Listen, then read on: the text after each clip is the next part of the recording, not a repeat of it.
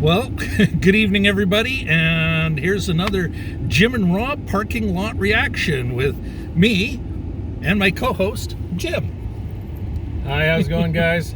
I'm just looking at the rear view mirror, so we're actually in the street this time because they're plowing the lot. You can see the, we're not in the parking lot. It's like Ripley going after the alien.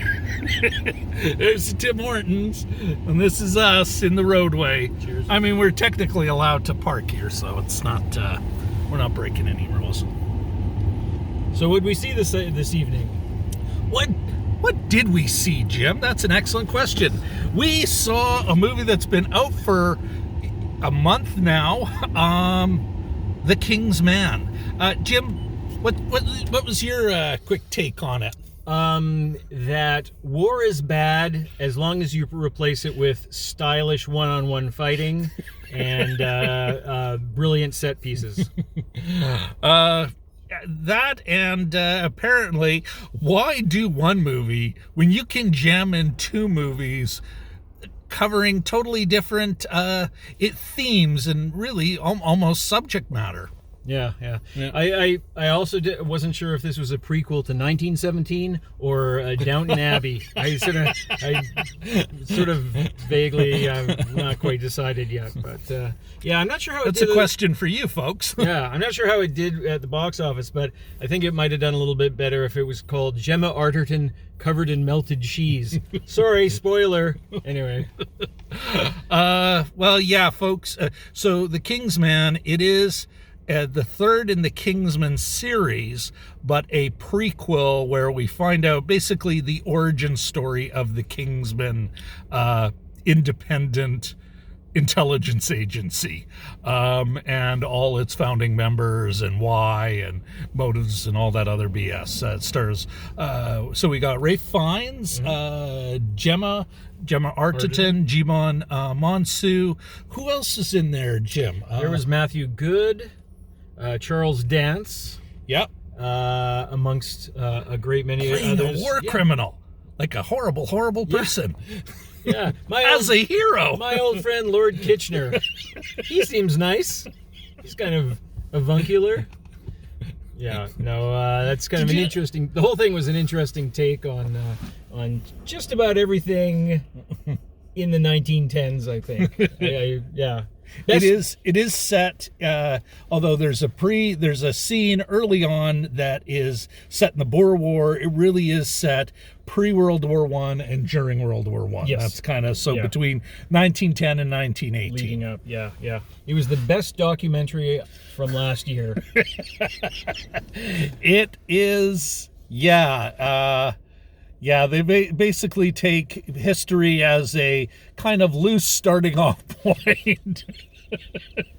Yeah. Anyway, Jim, what did you think of the movie? What's your beside the parking lot reaction? It was a good, bad movie, I think you can classify it as.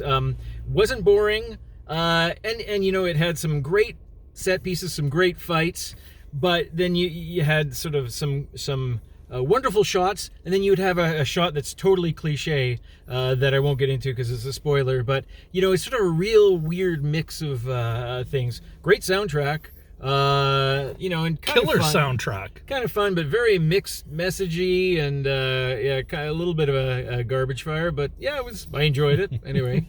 How about you? You know what, I found this, there were moments where I'm like, is this movie ever going to end? While at the same time going, is this movie ever really going to start? Like, are we going to get into the meat of it? But by the end, there were some moments that, like I said to you in the theater, Jim, there were moments in there where I honestly was like, wow, this could be great if in a different movie or in a Kingsman movie that wasn't this one. Like, there is, I think, in a lot of ways, these films are trying to have a little bit of comic fun with the idea of a spy movie, and kind of a weird sort of class shots, like from rich entitled British people who don't like other rich entitled British people. Yeah. And by entitled, I mean literally entitled. Yeah. But yeah, I don't know, Jim. I think I saw this as, in some ways, half of this movie is like this weird sort of anti-war movie remake of The Four Feathers.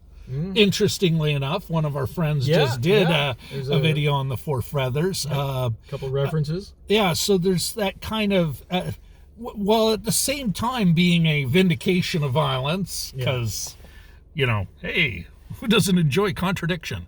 Yeah, very weird. Yeah, but also I think in some ways, it would have been a great graphic novel. Like, ditch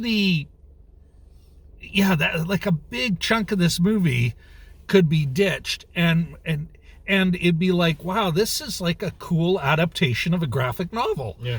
Even with its kind of insane sort of, hey, that's not actually how World War I started. Yeah. That's not how it ended. And yeah. Who's that guy? What do you mean, Wilson? What do you mean President Wilson had an affair? Oh, sorry, spoiler.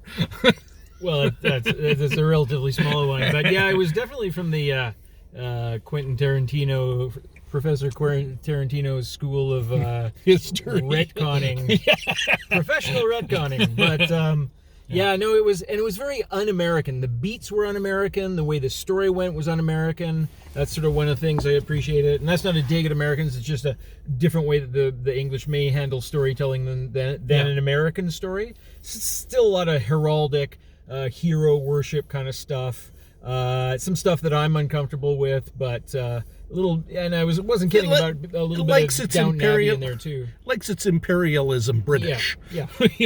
So. Yeah, interesting one. Well, listen, folks, that's about it for now. Got to finish got our Tim Beebs. I think we can see that in the corner there. There we are. But apparently no Tim Bieber toques. What the hell, Tim Hortons? You'd think you'd be able to get that through the drive-thru. Boo. Is this what we fought for? On that note, guys, we'll see you on Sunday night. We're doing Matrix Resurrections, but we will be doing, not next week, not even the week after, but the week after that, we're going to do a deep dive on this film itself. This kind of weird 2 films in one hot mess of a thing. Yeah. Anyway, bye-bye. Take care. Bye-bye. Bye.